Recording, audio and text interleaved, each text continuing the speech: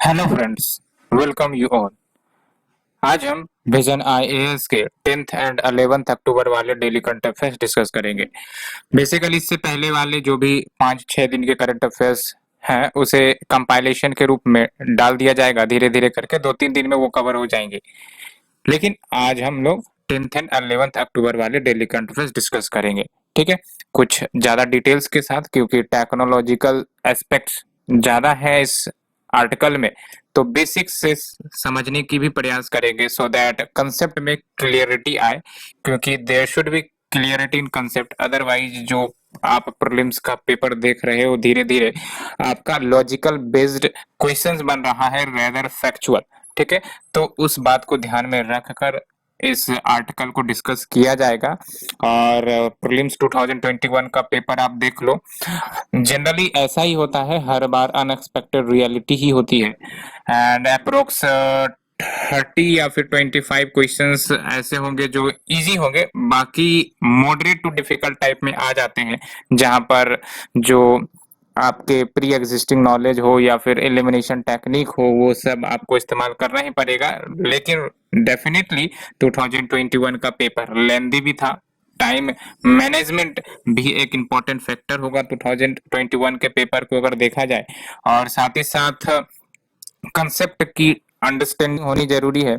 और जो आपका इन्वायरमेंट का आपने सेक्शन देखा होगा, इन्वायरमेंट के सेक्शन में काफी ज्यादा अनएक्सपेक्टेशन थी। इवन हिस्ट्री का भी सेक्शन आपने देखा होगा, जो आपका ट्रेडिशनल सोर्सेस हुआ करते हैं वहां से क्वेश्चंस नहीं आते हैं। इनडायरेक्टली आपका जो क्वेश्चंस है वो डिफरेंट सोर्सेस से पिकअप किए जाते हैं, तो हम लोग सोर्स तो नहीं चेंज कर सकते। हाँ, हम लोग गेस वर्क कर सकते हैं based on our understanding of the concept. लेकिन हिस्ट्री में अब ज्यादा फोकस ये भी देखा जा रहा है कि एंशियंट पर क्वेश्चन ज्यादा आए हैं। अप्रोक्स 10 क्वेश्चंस एंशियंट पर देखे गए हैं, और मॉडर्न हिस्ट्री के क्वेश्चंस कम कर दिए गए हैं। ना कोई इंडेक्सेस आई है, ना कोई रिपोर्ट्स के बारे में क्वेश्चन आया, और ना ही आपके जो ज्योग्राफी में आपके जो लोकेशन बेस्ड क्वेश्चन आते हैं वो भी नहीं आए हैं। तो पेपर हमेशा ही अनएक्सपेक्टेड होती है, आपको मान के चलना है। ठीक है, लेकिन तैयारी करते रहनी है, क्योंकि who knows how and when the success will be achieved. So without delaying, let's start to our discussion. The first article is about Telecom Secretary asks Center for Development of Telematics यानी कि C DOT to start work on 6G technology. अब ये देख लो, technology का aspect है, 5G 6G 4G, ये सब आपके न्यूज में रहते हैं। तो प्रीलिम्स में क्वेश्चंस की अगर हम बात करें तो फैक्चुअल बेस्ड क्वेश्चन नहीं पूछेंगे कि भाई साहब 3G 4G 5G कब लॉन्च हुआ, कब नहीं हुआ। यहाँ पर आपको लॉजिकल बेस्ड क्वेश्चन जाना पड़ेगा। जो 5G के वर्किंग प्रिंसिपल है उस पर हमें देखने की जरूरत होगी। ठीक है, तो लेट्स, हमने 5G पर बहुत सारी बातें कर ली, 6G टेक्नोलॉजी पर बात करते हैं। तो ये भी आपका कम्युनिकेशन टेक्नोलॉजी है, 6th जनरेशन वायरलेस नेटवर्क की टेक्नोलॉजी है, और कहा जा रहा है कि इसे कॉमर्शियली लॉन्च कर दिया जाएगा 2028 टू 2030 के बीच में। ठीक है, अब यहाँ पे कुछ कंपैरिजन है। यस, हमें कंपैरिजन जानना चाहिए। सबसे पहली बात तो एक इंपॉर्टेंट एस्पेक्ट जो आपको याद रखनी है प्रीलिम्स के लिए, वो है आपकी लेटेंसी। तो लेटेंसी का मतलब होता है टाइम फ्रॉम जब कोई इंफॉर्मेशन भेजी जाती है और उसके बाद वो रिसीव करी जाती है, तो जो टाइम पीरियड लगता है उसे हम लेटेंसी कहते हैं। ठीक है, अब जैसे जैसे आपका जो नेटवर्क है वो आपका ट्रांसफॉर्म होता गया, फॉर एग्जांपल 3G से 4G गए, 4G से 5G गए, 5G से 6G जाएंगे, तो सबसे इंपॉर्टेंट बात होगी कि जो लेटेंसी पीरियड है वो कम हो जाएगी। आप देख लो यहाँ पर, ये जो लेटेंसी है यानी कि the time taken to give information and receive information is called latency. देख लो 3G में कितना था, 100 से 500 मिली सेकेंड का। 4G में कितना है, 20 से 30 मिली सेकेंड का। 5G में कितना है, लेस देन 10 मिली सेकेंड का। और 6G में कितना हो जाएगा, लेस देन 1 माइक्रो सेकेंड का। यानी कि स्पीड बहुत ही ज्यादा फास्ट होने वाली है आने वाले समय में। ठीक है, तो ये एक इंपॉर्टेंट बात आपको याद रखनी है प्रीलिम्स के लिए कि जैसे जैसे हम हायर नेटवर्क टेक्नोलॉजी की तरफ जा रहे हैं तो जो लेटेंसी है वो कम होगी, ये याद रखने है ना। तो 6G मतलब अभी फिलहाल अगर देखा जाए तो लोवेस्ट लेटेंसी होगी as compared to 5G 4G 3G। ठीक है, और देख लो एवरेज स्पीड आपका 144 kbps 25 mbps 4G के कवर में, 5G में आपका 200 से 400 mbps, या फिर 6G में आप देख लो 50 टाइम्स फास्टर होगा देन 5G। ठीक है, तो ये यहाँ पे आप प्रीलिम्स के लिए याद रख सकते हो। ठीक है, कंपैरिजन में अगर पूछ लिया जाए तो दो यहाँ इंपॉर्टेंट फैक्ट निकल कर आ रही है। पहली बात तो ये कि लेटेंसी आपको याद रखनी है, हमेशा जैसे जैसे एडवांस टेक्नोलॉजी होगी नेटवर्क के क्षेत्र में लेटेंसी कम होनी है। ठीक है, और दूसरी इंपॉर्टेंट बात ये याद रखनी है 5G वर्सेस 6G में 50 टाइम्स फास्टर होगा 5G से अगर 6G की बात करें। ठीक है, और बैंडविड्थ आप देख सकते हो 1 Tbps। ठीक है, तो ये हमने बेसिक के बारे में अंडरस्टैंड किया, जो कंपैरिजन है उसके बारे में जाना between the 3G 4G 5G and 6G। अब यहाँ पर देख लो क्या कोई अन्य कंपनीज हैं जो 6G टेक्नोलॉजी पर वर्क कर रही है? बिल्कुल। अब जिन देशों में 5G टेक्नोलॉजी आ गई है वो डेफिनेटली आपके 6G टेक्नोलॉजी पर वर्क कर रहे हैं। तो सैमसंग हो गई, हवाई, LG एंड अदर कंपनीज जिन्होंने 6G टेक्नोलॉजी पर अपना काम शुरू कर दिया है। ठीक है, और अगर हम बात करें सी डॉट की, जिसके बारे में अभी हमने डिस्कस की, ठीक है, जिनको टेलीकॉम सेक्रेटरी ने कहा है कि वो 6G टेक्नोलॉजी पर अपना कार्य शुरू करे। ठीक है, तो ये आपका ऑटोनोमस टेलीकॉम R&D सेंटर है जो department of telecommunication under the ministry of communication के अंतर्गत आती है। और ये याद रखना, it is not registered as a companies act, it is registered under societies registration act 1860। ठीक है, तो ये याद रखना है, ये आपका सोसाइटीज रजिस्ट्रेशन एक्ट 1860 के अंतर्गत रजिस्टर्ड है। ठीक है, और एक बात और, आपने प्रीलिम्स 2021 का देखा होगा पेपर, गेम्स से भी क्वेश्चंस आने लगे हैं। अब कोचिंग इंस्टीट्यूट वाले का देखना थोड़ा सा मॉड्यूलेशन, आपको एक्स्ट्रा अब गेम्स के बारे में इंफॉर्मेशन भी पढ़नी पड़ेगी। तो यही होता है आपका अनएक्सपेक्टेशन, बट ज्यादा क्वेश्चन नहीं थे, 3 क्वेश्चंस आई थिंक कि गेम्स से रिलेटेड होंगे, लेकिन जो अन्य सेगमेंट थे other than polity and economy, polity and economy में अगर कमांड है तो फिर तो आपका जो अच्छे क्वेश्चन सॉल्व हो जाएंगे, लेकिन other than polity and economy बाकी जो सोर्सेस हैं क्वेश्चंस के और जो करंट अफेयर में आपको देखने को मिलता है उसमें अंतर देखने को मिलता है। ठीक है, so let's move to our second article. यहाँ पर भी आपका साइंस एंड टेक्नोलॉजी से ही रिलेटेड आपका टॉपिक है। So indigenously developed quantum key distribution solution by C dot enabled। C dot के बारे में अभी हमने डिस्कस भी किया था। अब ये क्वांटम की डिस्ट्रीब्यूशन सॉल्यूशन क्या है, इसी के बारे में हम जानते हैं। ठीक है, सो हमने एक प्रेजेंटेशन प्रिपेयर किया है, यहाँ पर आप देख लो, क्वांटम की डिस्ट्रीब्यूशन टेक्नोलॉजी। तो बेसिकली जब हम बात करें इस टेक्नोलॉजी की तो ये आपका एक कम्युनिकेशन मेथड होगा, है ना, कम्युनिकेशन यानी कि इंफॉर्मेशन एक्सचेंज मेथड, जहां पर आपका क्रिप्टोग्राफिक प्रोटोकॉल का इस्तेमाल करके कम्युनिकेशन स्टेब्लिश किए जाते हैं। और सबसे इंपॉर्टेंट बात यह है कि ये जो क्वांटम की डिस्ट्रीब्यूशन टेक्नोलॉजी है ये आपके क्वांटम मैकेनिक्स के प्रिंसिपल पर कार्य करते हैं। ठीक है, अब इसके अंतर्गत होता क्या है, तो इसके अंतर्गत जो दो पार्टीज हैं जिनके बीच इंफॉर्मेशन एक्सचेंज होने वाली है, इन दोनों पार्टीज के बीच में आपका एक शेयर्ड रैंडम सीक्रेट की जनरेट किया जाता है। और ये जो आपका सीक्रेट की है ये इन्हीं दोनों के पास पता होगा, मौजूद होगा। और जैसे ही इंफॉर्मेशन एक व्यक्ति से दूसरे पार्टी के पास गई तो जब तक की डालेगा नहीं तब तक वो इनक्रिप्ट नहीं हो सकेगा इंफॉर्मेशन, या फिर डिक्रिप्ट नहीं हो सकेगा। यानी कि कहने का मतलब इस की के ही माध्यम से जिसको ये की पता होगा वही आपका इंफॉर्मेशन को इनक्रिप्ट या डिक्रिप्ट कर सकता है। ठीक है, और सबसे इंपॉर्टेंट बात कि जो क्वांटम की डिस्ट्रीब्यूशन टेक्नोलॉजी है जिसमें आपका इंक्रिप्शन कीज भेजे जाते हैं जिसकी मदद से इंफॉर्मेशन को लॉक या अनलॉक किया जाता है, वो आपका क्यूबिट्स में होता है, क्वांटम बिट्स कहते हैं। क्वांटम बिट्स के बारे में भी हम जानेंगे। ठीक है, तो आपका ये बेसिक प्रिंसिपल हुआ क्वांटम की डिस्ट्रीब्यूशन टेक्नोलॉजी का। सिंपली अगर कहे तो इस टेक्नोलॉजी के लाने का मकसद ये है कि सिक्योर कम्युनिकेशन हो, क्योंकि आज के समय में आप भी देख रहे हो कि जो आपका साइबर सिक्योरिटी है एक मेजर चैलेंजेस है। तो ऐसे में अगर सिक्योरिटी नहीं आएगी तो फिर आपका जो इंफॉर्मेशन लीकेज होने के चांसेस काफी ज्यादा है। ठीक है, सो ये आपका बेसिक प्रिंसिपल है क्यूकेडी टेक्नोलॉजी के बारे में। तो इसके बारे में जानने के बाद let's move to the basic one जो आपका इस आर्टिकल में कह रहा है। तो ये जो आपका इंडिजीनियस क्यूकेडी टेक्नोलॉजी के डेवलपमेंट की जो बात करी जा रही है, सबसे बड़ा बेनिफिट ये होगा कि it will address the threat जो आपका क्वांटम कंप्यूटिंग का जो डेवलपमेंट रैपिडली हो रहा है और उसके कारण जो चैलेंजेज आ रहे हैं। क्या चैलेंजेज आ रहे हैं? सिक्योरिटी ऑफ डाटा वाली, है ना, कि हो सकता है आपका जो डाटा आप भेजते हो या रिसीव करते हो वो उसका लीकेज हो जाए। तो ये सब चैलेंजेस को डील करने के लिए टेक्नोलॉजी पर वर्क करी जा रही है। ठीक है, और आजकल के समय में जो आपका डिजिटलाइजेशन टाइम पीरियड है, तो बहुत सारे क्रिटिकल इंफॉर्मेशन क्रिटिकल सेक्टर के भेजे जाते हैं एक जगह से दूसरी जगह, और ऐसे में अगर आपका इंफॉर्मेशन पर सिक्योरिटी नहीं रहेगी तो आप समझ सकते हो काफी ज्यादा निगेटिव रिपरकशंस हो सकते हैं।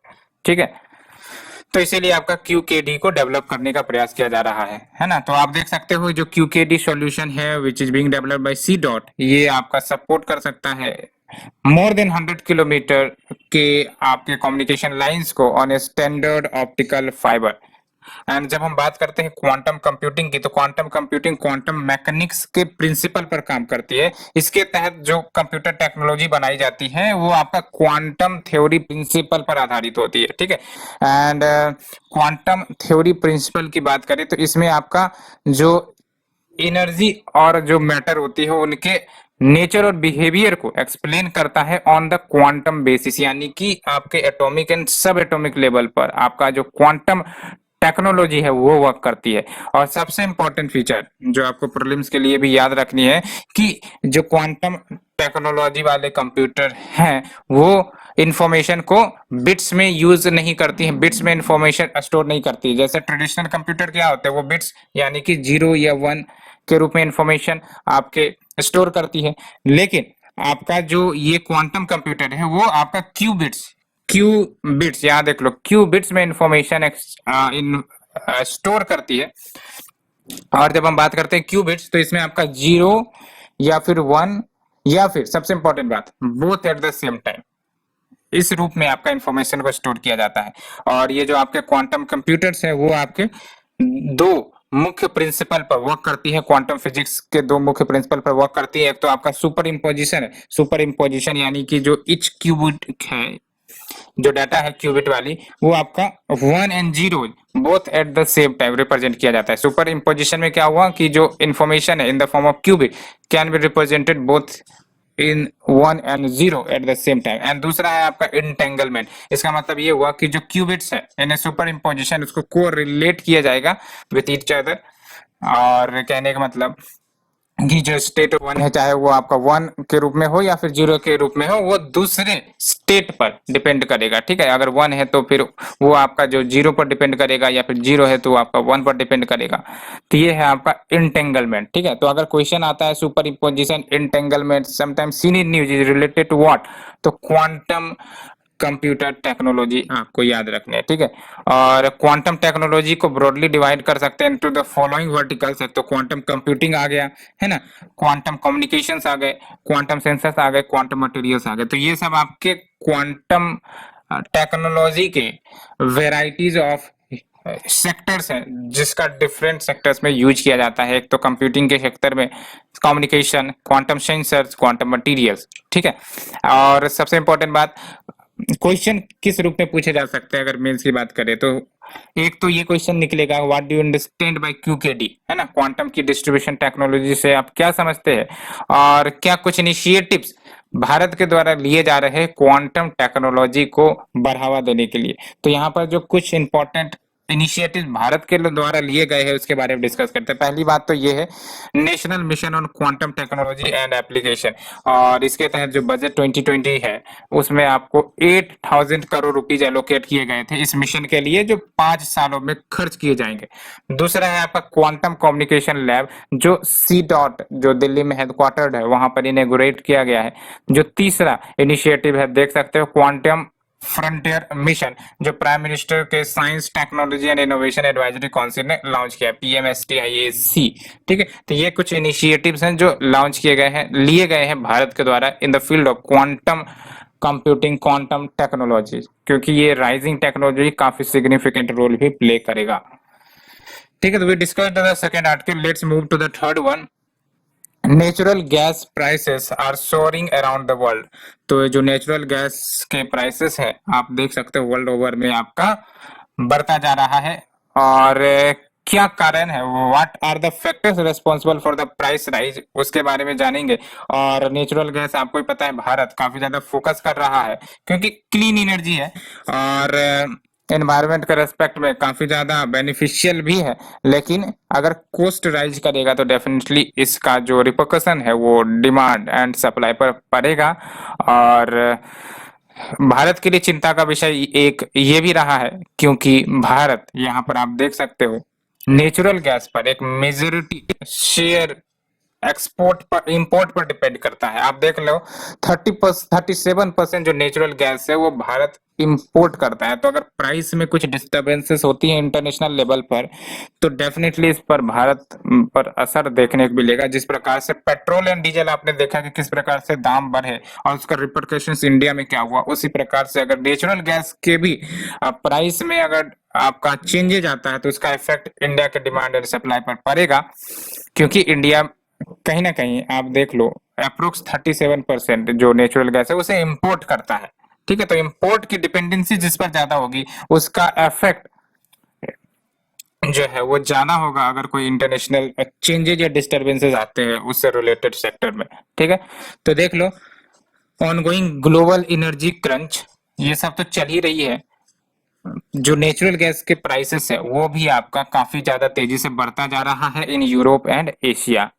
अब बात करते हैं कौन कौन से फैक्टर जो रेस्पॉन्सिबल है। यहाँ पर आपका प्रीलिम्स प्लस मेंस दोनों के लिए यहाँ पे आंसर होगा, क्योंकि इसी प्रकार के आपके लॉजिकल बेस्ड क्वेश्चंस पूछे जा रहे हैं। तो कौन कौन से फैक्टर्स हैं जो रेस्पॉन्सिबल है प्राइस राइज के लिए। एक तो आपका डिमांड राउंड रिबाउंड, यानी कि जो आपका कोविड के समय में डिमांड कम हुई थी, है ना, बिकॉज बहुत सारे ट्रांसपोर्टेशन सेक्टर ठप हो गए थे तो उसके कारण आपका डिमांड कम हुई थी। यहाँ पर फिर से डिमांड रिबाउंड हो गई है जिसके कारण प्राइसेस में इजाफा देखने को मिल रहा है। एंड दूसरी इंपॉर्टेंट बात, जो बिजनेसेस है वो आपका प्री कोविड लेवल्स पर पहुंच पा रही है, लेकिन यानी कि बहुत सारे बिजनेसेस जो आपके ठप पड़ गए थे वो अब फिर से रिवैम्प हो रही हैं, फिर से ओपन हो रही हैं, तो एनर्जी की डिमांड बढ़ती जा रही है। सप्लाई कांस्टेंट भी देखने को मिल रहा है because of the fall in overall natural gas production, है ना। अब दो कारण हो सकते हैं, तो डिमांड बढ़ जाए, एक आपका सप्लाई कम हो जाए। तो यहाँ पर दोनों फैक्टर देखने को मिल रहा है, सप्लाई भी आपका कम हो रही है, डिमांड भी बढ़ रही है, तो इसके कारण आपका प्राइस राइज देखने को मिल रहा है। ठीक है, एंड जियो पॉलिटिकल सस्पिशंस देख लो, जियो पॉलिटिकल सस्पिशंस भी एक फैक्टर है because of the limited exports, यानी कि जो प्रोड्यूसर्स हैं वो खुद नहीं ज्यादा प्रोड्यूस करना चाह रहे हैं आपके नेचुरल गैस को। अब जो प्रोड्यूस करना ही नहीं चाहेंगे तो फिर सप्लाई बढ़ेगी नहीं, और सप्लाई बढ़ेगी नहीं तो फिर आप समझ सकते हो जो प्राइसेस है उसको बढ़ना ही पड़ेगा। और मैंने जैसा कि बोला कि इंडिया आपका डिपेंड करता है नेचुरल गैस इंपोर्ट पर, अप्रोक्स 37% इंपोर्ट करता है भारत। ये फैक्ट आपको याद रखनी है, ये डाटा नहीं याद रखनी है, बस आपको याद रखनी है कि अप्रोक्स 35% आपका इंडिया नेचुरल गैस पे इंपोर्ट पर डिपेंड करता है। ठीक है, अब इतना ज्यादा डिपेंडेंसी है तो डेफिनेटली जो प्राइसेस है उस पर इफेक्ट तो मिलेगी। ठीक है, तो India also depending on natural gas imports approximately 37%। And दूसरी इंपॉर्टेंट बात ये है कि ये जो आपका नेचुरल गैस है उसका इस्तेमाल नाइट्रोजन बेस्ड फर्टिलाइजर मैन्युफैक्चरिंग के लिए, ट्रांसपोर्टेशन सब के लिए भी यूज किया जाता है भारत में। तो इसके कारण भी आपका जो भारत पर जो प्रभाव है इस प्राइस राइज का वो गहरा पड़ सकता है। बात करें नेचुरल गैस के बेसिक्स की, आप देख लो हमें बेसिक्स पर ज्यादा फोकस करने की जरूरत है क्योंकि बेसिक्स वाले क्वेश्चंस अगर देखे जाए तो वो आते हैं, लेकिन ऑप्शंस कहीं ना कहीं कंफ्यूजन होते हैं प्रीलिम्स पे, जिस कारण गलती होने के चांस होते हैं। तो हमें बेसिक के बारे में जानना चाहिए। तो नेचुरल गैस की बात करें तो आप देख लो यहाँ पर नॉन रिन्यूएबल हाइड्रोकार्बन गैस है। ये रिन्यूएबल नहीं है क्योंकि ये भी आपका एक फॉसिल फ्यूल का ही पार्ट है, बस ये कि ये क्लीन है। तो आपको याद रखना है कि नॉन रिन्यूएबल हाइड्रोकार्बन गैस है, और इसमें आपको प्राइमरली मीथेन देखने को मिलता है along with other gases such as ethane, propane, butane. ठीक है। एंड नेचुरल गैस के फॉर्मेशन की बात करें तो इसको फॉर्म करने में मिलियंस ऑफ ईयर्स लगते हैं, जब जो आपके प्लांट्स एंड एनिमल्स जो उस समय में डेड हो गए थे और उसका फिर डिकम्पोजिशन हुआ और उसके कारण जो गैसेस रिलीज हुई वो आपका गैसेस नेचुरल गैस के रूप में बनती है। ठीक है। That is buried in sedimentary rocklets. आपको याद रखना है कि इग्नियस रॉक में आपको फॉसिल फ्यूल्स नहीं मिलेंगे, क्योंकि इग्नियस रॉक आपका प्राइमरी रॉक है और प्राइमरी रॉक आपका लावा मैग्मा से बनता है, और जो सेडिमेंट्री रॉक है वो आपका डिपोजिशनल रॉक है, और वहां पर जो आपका लेयर बाय लेयर डिपोजिशन होता है। इसलिए आपको जो डेड ऑर्गेनिज्म के बॉडीज है, प्लांट्स है, वो सब आपके ब्यूरी होते जाते हैं लेयर आफ्टर लेयर, और गैसेस के लेयर, फॉसिल्स के लेयर बनते देखने को मिलते हैं। ठीक है।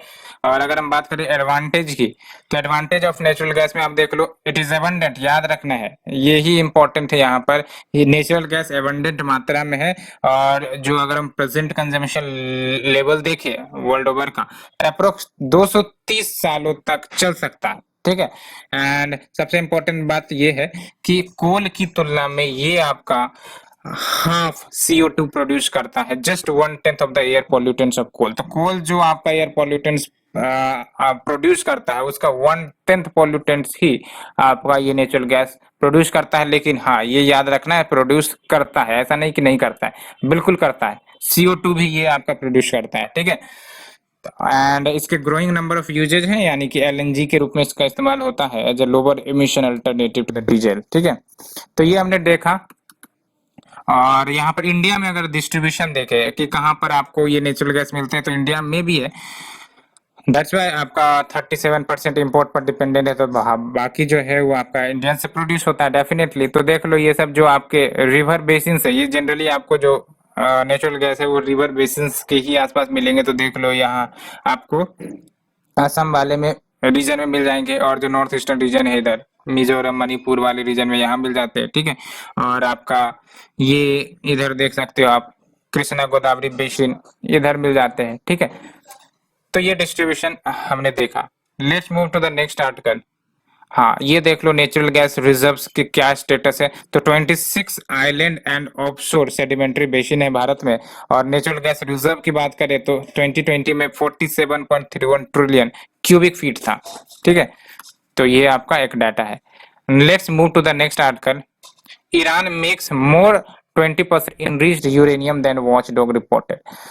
तो सबसे पहली बात तो हम इनरिच्ड यूरेनियम के बारे में जानेंगे। इनरिचमेंट क्या होता है, आपका यूरेनियम इनरिचमेंट। तो यूरेनियम इनरिचमेंट की बात करेंगे या फिर इनरिचमेंट की बात करेंगे, तो इसका मतलब ये हुआ कि अगर ज्यादा से ज्यादा इनरिचमेंट किया जाएगा, तो इसका मतलब उसका जो इस्तेमाल है, यूरेनियम का जो इस्तेमाल है, वो आपका न्यूक्लियर वेपन बनाने के लिए हो रहा है, रेदर कि वो आपका एनर्जी के डिमांड को फुलफिल करने के लिए। ठीक है। तो यानी कि हायर इनरिचमेंट अगर देखने को मिलेगा, तो वो चैलेंजेज होगी इस क्षेत्र में कि वो आपका एनर्जी के लिए नहीं, बल्कि आपका न्यूक्लियर वेपन बनाने के लिए उस रॉ मटेरियल्स का यूज हो रहा है। ठीक है। तो आप देख लो, 20% मोर इनरिचमेंट यूरेनियम ईरान कर रहा है देन द वॉचडॉग रिपोर्टेड।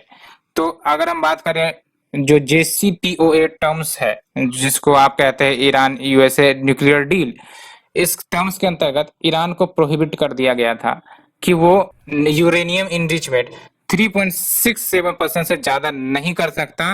और इसमें एक्सेप्शन ये थी कि रिसर्च रिलेटेड एक्टिविटीज में वो आपका एनरिचमेंट कर सकता है, उससे ज्यादा, इस लेवल से ज्यादा कर सकता है रिसर्च रिलेटेड एक्टिविटीज में, लेकिन जनरल देखा जाए तो 3.67% से ज्यादा यूरेनियम एनरिचमेंट नहीं कर सकता था। ठीक है। और अगर हम बात करें JCPOA की, कि ये आपका ईरान एंड P5+1 नेशन, जिसमें आपका US एक मेजर रोल है, तो इनके बीच साइन करी गई थी। और P5+1 यानी कि UNSC के जो परमानेंट 5 मेंबर्स है वो हो गए, प्लस एक आपका ये एक तो आपका China, France, Germany, Russia, UK और यूएस, ठीक है। और सबसे इंपॉर्टेंट बात यही है कि आपका यूएस ने विद्रॉ कर लिया इस डील को, इसलिए ये डील आपका इनइफेक्टिव हो गई। एंड देख लो, enriched uranium above 90% can be used in nuclear weapon. वही मैंने बोला कि जितना ज्यादा इन्रिचमेंट बढ़ाया जाएगा तो मान के चलो कि वो न्यूक्लियर वेपन बनाने की दिशा में ज्यादा बढ़ रहे हैं, ठीक है। इसलिए आपका मॉनिटर किए जाते हैं वेरियस नेशंस को कि वो इन्वेस्टमेंट ज्यादा ना करे, ठीक है। एंड अगर हम यूरेनियम के बेसिक की बात करें तो देख लो आप, ये naturally occurring radio active element है। और 99.27% जो यूरेनियम आपको देखने को मिलती है वो आपका यूरेनियम 238 के रूप में मिलती है, ठीक है। और जो बाकी परसेंटेज बचे हैं वो अन्य आइसोटॉप्स है, यानी कि इसी के वेरिएंट कह सकते हो, इसी के वेरिएंट के रूप में एग्जिस्ट करती है।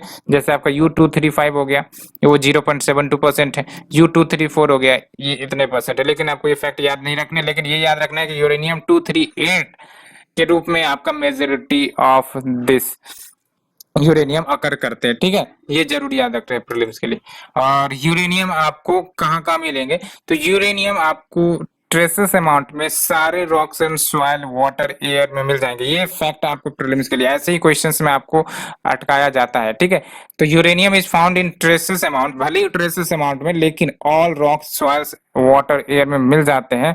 And in the materials made from the natural substances, और ये रिएक्टिव मेटल है, इसीलिए ये आपको फ्रीली अवेलेबल नहीं होंगे। अब जो रिएक्टिव होते हैं वो तो रिएक्ट कर जाएंगे ना, वो फ्रीली नहीं मिलेंगे। सो ये काफी ज्यादा रिएक्टिव होती है, इसलिए आपको फ्री यूरेनियम के रूप में नहीं मिलेगा, ठीक है। और यूरेनियम इनरिचमेंट की अगर हमने बात करी तो इसमें क्या होता है कि न्यूक्लियर फ्यूल क्रिएट करने का एक तरीका है। कैसे, तो यूरेनियम 235 के परसेंटेज को इंक्रीज किया जाता है ये नेचुरल यूरेनियम में, और डिफरेंट इनरिचमेंट लेवल्स किए जाते हैं। एक तो लो इनरिच यूरेनियम, और व्हेन वी से लो इनरिच यूरेनियम तो इसका मतलब इनरिचमेंट आपका बिलो 5% हुआ है, ठीक है। और ये न्यूक्लियर रिएक्टर्स के रूप में यूज किए जाते हैं फ्यूल मेकिंग में। जैसा कि मैंने आपको बताया कि इनरिचमेंट अगर लोअर है तो उसको फ्यूल के रूप में यूज किया जाएगा, लेकिन जैसे जैसे आपका इनरिचमेंट हाई किया जाएगा तो उसको वेपन के रूप में यूज किए जाते हैं। जैसे हाईली इनरिच यूरेनियम की बात करें तो इसमें जो इनरिचमेंट है वो 20% या उससे ज्यादा का होता है, और ये न्यूक्लियर रिसर्च, नेवल प्रोपल्शन के रूप में क्षेत्र में यूज किए जाते हैं। Next is your weapons grade, इसमें आपका 90% या फिर उससे ज्यादा का इनरिचमेंट किया जाता है। तो ये हमने बेसिक के बारे में डिस्कस किया। Let's move to the next article. देख लो, mergers of black hole and kicks that hold a key to puzzle. तो ब्लैक होल के मर्जर के बारे में काफी ज्यादा न्यूज आती रहती है। सबसे पहली बात तो ये कि ब्लैक होल है क्या, है ना। तो ब्लैक होल ये आपका स्पेस यानी कि यूनिवर्स का एक फेनोमेना है, इवेंट है। और ब्लैक होल का पिक्चर मैंने यहाँ पर रखा है, आप देख लो ब्लैक होल के पिक्चर को। ये है आपका ब्लैक होल जो आपको यूनिवर्स में मिलते देखने को मिलेगा। हमारी गैलेक्सी में भी ब्लैक होल है। In fact black hole is a की कंपोनेंट ऑफ आवर यूनिवर्स, ठीक है। लेकिन सबसे इंपॉर्टेंट बात ये कि ये डेंजरस काफी ज्यादा है। डेंजरस इन द सेंस कि even light can not escape. अगर लाइट आएगी, कहने का मतलब, एक सेकेंड,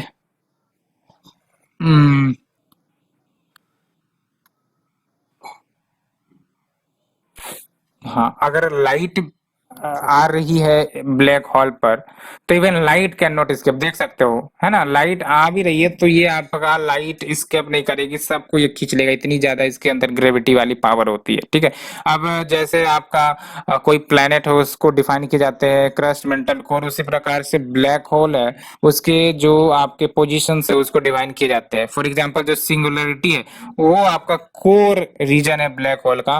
और इवेंट होराइजन की बात करते हैं तो ये आपका बॉर्डर है, बॉर्डर कह सकते हो ब्लैक होल का, जहां जो आपका इन्फ्लुएंस है ग्रेविटी का वो आपका इनबैलेंस होता है। और अगर इस इवेंट होराइजन से थोड़ा सा भी अंदर जाया जाएगा, इंटीरियर जाया जाएगा, तो आप मान के चलो कि ब्लैक होल के इन्फ्लुएंस में आ जाएगा। और इवेंट होराइजन से थोड़ा सा बियॉन्ड रहेंगे तो फिर जो आपका ग्रेविटी अट्रैक्शन होगा वो आपको प्रभावित कम करेगी, ठीक है। तो अगर हम बेसिक के बारे में जाने तो देख लो ब्लैक होल की बात करें तो it is a place in space जहां पर ग्रेविटी इतनी ज्यादा होती है कि even light can not get out, light भी वहां से नहीं निकल सकता। ग्रेविटी स्ट्रॉन्ग इसलिए होती है क्योंकि जो मैटर है ना ब्लैक होल में, जो मैटर है उसको सबको स्क्वीज कर दिया गया है, स्क्वीज करके पॉइंट के रूप में बना दिया जाता है। तो आपका मास इनफाइनाइट हो जाता है और when there is a mass there will be a huge gravity, ठीक है। तो सारे के सारे मास स्क्यूज हो जाते हैं ब्लैक होल में, जिसके कारण आपका जो ग्रेविटी है वो काफी ज्यादा स्ट्रॉन्ग बन जाती है कि even light can not get out. अगर अर्थ आपका ब्लैक होल के ग्रेविटी के इन्फ्लुएंस में आ गया तो even earth will be squeezed into a singular point, ठीक है। इतनी ज्यादा ताकत होती है। एंड ब्लैक होल बनती कैसे है, तो black hole forms when a massive star, कोई बड़ा star, heavy star supernova explosion event को फेस करता है। और supernova explosion basically when there is end of life time of the star, तभी ये आपका सुपरनोवा एक्सप्लोजन होता है और उसके बाद आपका ये ब्लैक होल बनता है, ठीक है।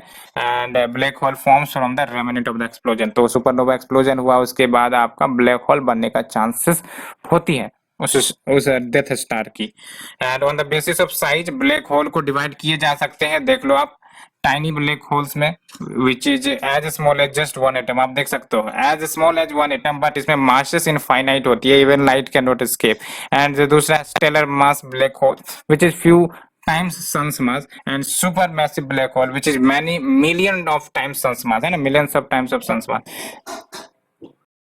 और रिसर्चर्स ने इंटरमीडिएट ब्लैक होल को भी आइडेंटिफाई किया है। व्हेन वी से इंटरमीडिएट तो it lies somewhere between stellar and supermassive, है ना। तो आप देख लो। और कुछ फैक्टर्स हैं जो लिमिट प्लेस करते हैं on the mass of the black hole जो भी बनते हैं। और जब हम बात करते हैं IMBH की, यानी कि आपके इंटरमीडिएट मास ब्लैक होल की, तो ये आपका स्टैंडर्ड इवोल्यूशन के कारण नहीं बनी है, लेकिन सेवरल सच ब्लैक होल्स को डिटेक्ट किए गए हैं, which is your IMBH। And अब रिसर्चर्स जो है आपके फ्रॉम चेन्नई मैथमेटिकल इंस्टीट्यूट, इन्होंने सेवरल ब्लैक होल मर्जर्स के इवेंट को स्टडी किया है टू अंडरस्टैंड कि ये जो IMBH है ये कैसे बन रही है। एंड इसके लिए इन्होंने kicks which is opposite momentum acquired by the remnant black hole, इसको स्टडी किया है ड्यूरिंग द मर्जर। एंड जो किक एस्टिमेट्स हैं, जो भी इंफॉर्मेशन आई है, कहीं ना कहीं ये बताने में मदद करेगी कि कौन से ब्लैक होल की पॉसिबिलिटी है कि वो IMBH के रूप में बन जाए। यानी कि कहा जाए तो IMBH आपका जैसे इवोल्यूशन हुआ है यूनिवर्स का और उसमें आपके ब्लैक होल बने हैं, तो IMBH डायरेक्टली वैसे नहीं बने हैं, बल्कि ये आपके जो वो आपके इंटरमीडिएटरी के रूप में बने, ठीक है। So let's move to the next article. Environmentalist alarmed as Himachal witness lesser snow, ठीक है। तो आप देख लो हिमाचल में आपको लेशर स्नो देखने को मिल रहा है और इसके लिए एनवायरमेंटलिस्ट जो है वो आपका अलार्म्ड हो रहे हैं, चिंतित की बात है ये, ठीक है। तो रिसेंट स्टडी जो state centre on climate change ने किया है as well as space application centre जो इसरो का ही है, इसमें इन्होंने ये फाउंड किया है कि जो मेजर रिवर बेसिन है including the Sutlej, Ravi, Chenab and Beas, इन्होंने ओवरऑल डिक्रीज देखा है 18.5% का एरिया में which is under the snow 2020 to 21 के फेज में in comparison to 2019 to 20। And साथ ही साथ gradual shift snowfall occurrence pattern में देखने को मिल रही है। कैसे, तो जो स्नोफॉल है इन द पीक विंटर वो रिड्यूस हो रही है एंड इन फैक्ट वो आपका शिफ्ट हो रही है किसकी तरफ, लेट विंटर मंथ की तरफ या फिर अर्ली समर मंथ तक भी एक्सटेंड हो रही है। अब बात करते हैं स्नो कवर की क्या सिग्निफिकेंस है। तो आप देख लो most of the major river, पहली बात तो ये कि जो पेरेनियल नेचर है हमारे हिमालयन रिवर की, it is all because of your snow, ठीक है। एंड जो most of the major rivers and their perennial tributaries है which is originating from the Himalayas, वो आपके सीजनल स्नो कवर पर डिपेंड है for their discharge dependability, that's why Himalayan river को perennial कहते हैं, ठीक है। बिकॉज इसमें आपको वाटर आपको दो सोर्सेज से मिल जाते हैं, एक तो रेनफॉल से मिल जाते हैं, एक आपका स्नोफॉल से मिलता है, स्नो से मिलता है, ग्लेशियर से मिलते हैं। And it also helps in controlling the accumulation and evolution patterns of the glaciated region. And अब ये जो कंटिन्यूड डिक्लाइन है वो कहीं ना कहीं वेदर साइकिल को अफेक्ट कर सकती है, जिसके कारण erratic rain, snowfall as well as increased heat and concerns बढ़ सकती है ओवर द वाटर अवेलेबिलिटी, तो कहीं ना कहीं वाटर अवेलेबिलिटी पर भी खतरा हो सकता है for our consumption and power generation. And क्या रीजंस बताए जा रहे हैं for decreasing the snow cover, तो देख लो एवरेज प्रेसिपिटेशन में ही कमी आ रही है, एवरेज टेम्परेचर बढ़ रहा है, इसलिए आपका स्नो कवर कम होते जा रहे हैं। और ये टेम्परेचर क्यों बढ़ रहा है? Because of climate change and rapid deforestation with extensive construction and other unregulated activity. तो ये हमने डिस्कस किया। Let's move to the shorter article. India Denmark summit अभी आपका हाल में हुआ है, तो इस समिट में दोनों साइड्स ने यानी कि इंडिया एंड डेनमार्क ने एग्रीमेंट्स किए हैं जो आपका कोऑपरेशन बढ़ाएगा साइंस एंड टेक्नोलॉजी के क्षेत्र में, climate change and skill development के क्षेत्र में। एंड दोनों साइड ने रिव्यू किया है द प्रोग्रेस जो हुई है under the India Denmark green strategic partnership that India and Denmark ने करी थी after a virtual summit in सितंबर 2020। And when we say GSP यानी कि आपका ग्रीन स्ट्रेटेजिक पार्टनरशिप, तो पहली बात तो ये याद रखना कि ग्रीन स्ट्रेटेजिक पार्टनरशिप आपका बिटवीन इंडिया एंड डेनमार्क के बीच में हुआ था। और है क्या? तो इसके तहत political cooperation, economic relation and green growth को बूस्ट करने की बात कही जा रही है, एंड जॉब्स क्रिएट करने की बात करी जा रही है, स्ट्रेंथन द कोऑपरेशन और एड्रेसिंग द ग्लोबल चैलेंजेस।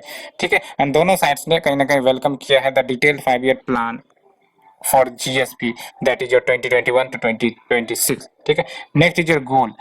और गोल की बात करें यानी गोइंग ऑनलाइन लीडर्स, ये आपका न्यूज में रहते हैं बेसिकली। तो हाल ही में Pandavani folk singer and Padma Vibhushan awardee doctor Teejan Bai, इन्होंने पार्टिसिपेंट्स ऑफ गोल प्रोग्राम को एड्रेस किया है। और गोल प्रोग्राम की बात करें तो काफी ज्यादा रिसेंट इनिशिएटिव है, 2020 में ही लॉन्च करी गई थी मिनिस्ट्री ऑफ ट्रैवल अफेयर्स के द्वारा एंड फेसबुक कंबाइंडली।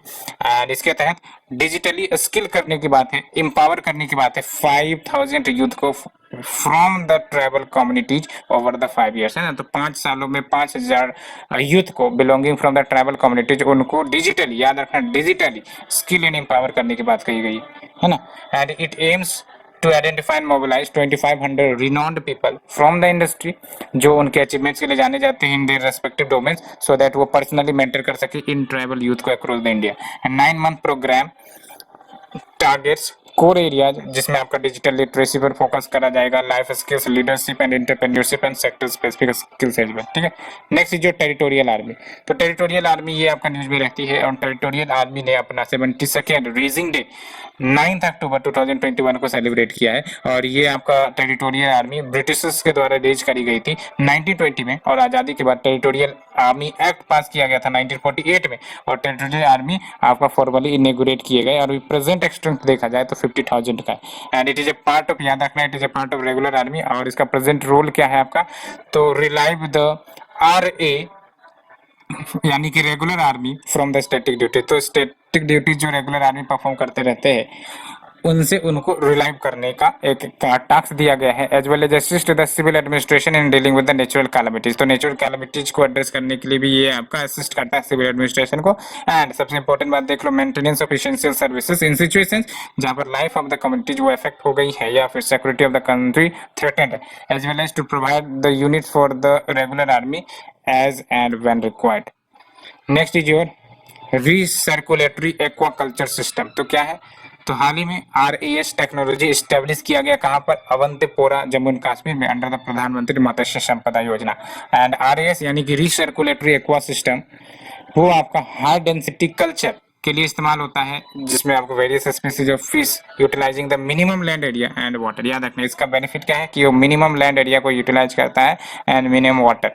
एंड ये टेक्नोलॉजी है जहां पर इंपॉर्टेंट बात यह है कि वाटर रिसाइकिल और रीयूज किए जाते हैं after mechanical and biological filtration and suspension of the matter and metabolites. ठीक है, तो आपका जो पॉल्यूटेंट्स है उसको हटाने के बाद उसको फिर से रिसाइकल रीयूज करते हैं under this system. And unlike the traditional method of growing fish outdoor, RAS में फिश को टाइपिकली रियर किया जाता है इंडोर या आउटडोर टैंक में कंट्रोल एनवायरनमेंट है। ट्रेडिशनली हम लोग क्या करते हैं, पोन्ड्स में फिश को आपका ग्रो करवाते हैं, लेकिन इसके तहत आपका जो फिशेस है उसको इंडोर या फिर आउटडोर टैंक्स में रियर किया जा सकते हैं in controlled environment. Next is your Indian meteorite help in studying earth formation. तो देख लो, ये जो इंडियन मेटेराइट के आपके सैंपल है वो 2012 में मेट्योर शॉवर जब हुआ था नियर कटोल नागपुर में, वहां से कलेक्ट किए गए थे। और जो स्टडी की गई इस कटोल मेटेराइट की, इन्होंने कहीं ना कहीं हेल्प किया है in identification of expected composition जो अर्थ के लोअर मेंटल के हो सकते हैं, which is around 660 kilometre deep. And as per the study 80% of the earth lower mantle वो आपका ब्रिज मेनाइट से बना, ये इंपॉर्टेंट है, ठीक है। तो as per the study 80% of the earth lower mantle किस चीज से बने हैं? ब्रिज मेनाइट से, विच इज ए मिनरल जो नाम की गई है after the noble laureate Percy W Brithingham. And Katol meteorites, वो आपका ओलिवाइन इसका मेजर कंस्टिट्यूएंट है, which is a mineral found in abundantly in earth upper mantle। and इस मेटेराइट को अगर स्टडी किया जाए तो it will tell more about कि कैसे अर्थ इवॉल्व किया from being a magma ocean to a rocky planet, ठीक है। नेक्स्ट जो पर्सनैलिटीज इन न्यूज, आर्यभट्ट। तो recently DRDO chairman G Satheesh Reddy, इन लोगों को आर्यभट्ट अवार्ड मिला है by the astronomical society of India. तो आर्यभट्ट की बात करें तो इनका पीरियड देख लो 476 से 550 सीई, और ये 5th century Indian astronomer and mathematician रहे हैं। एंड याद रखना आपको, Gupta ruler that is Chandragupta two, इनके कोर्ट में एक इम्पोर्टेंट ऑफिशियल के रूप में मौजूद थे। एंड उन्होंने सेवरल ट्रीटाइजेस मैथमेटिक्स एंड एस्ट्रोनॉमी पर लिखा, जैसे आर्य भाटिया एंड आर्य सिद्धांत। एंड इन्होंने ये एक्सप्लेन किया कि जीरो को इन्होंने बताया है as a symbol and concept along with numerical, और साथ ही साथ अप्रोक्सीमेशन ऑफ पाई, पाई की जो आप वैल्यू देखते हैं उसका अप्रोक्सीमेशन आर्यभट्ट ने एक्सप्लेन किया था। एज वेल एज इन्होंने distance between the earth and moon उसको भी नाप लिया था, आप समझ सकते हैं, along with earth diameter. And earth, इन्होंने ये भी एस्टेब्लिश किया था कि अर्थ जो है वो आपका अपने एक्सिस के इर्द गिर्द रोटेट करता है। And signing off moons and planets जो होते हैं वो आपका रिफ्लेक्टेड सनलाइट के कारण होते हैं। और 1975 में इंडिया का फर्स्ट सैटेलाइट वो ऑर्बिट में भेजा गया, और वो नाम था सैटेलाइट का आर्यभट्ट, ठीक है। तो ये थी फ्रेंड्स हमारी आज की डिस्कशन, होप आप लोगों को पसंद आई होगी, और अगर पसंद आ रही है तो प्लीज लाइक शेयर सब्सक्राइब जरूर करें। Thank you friend, thank you very much.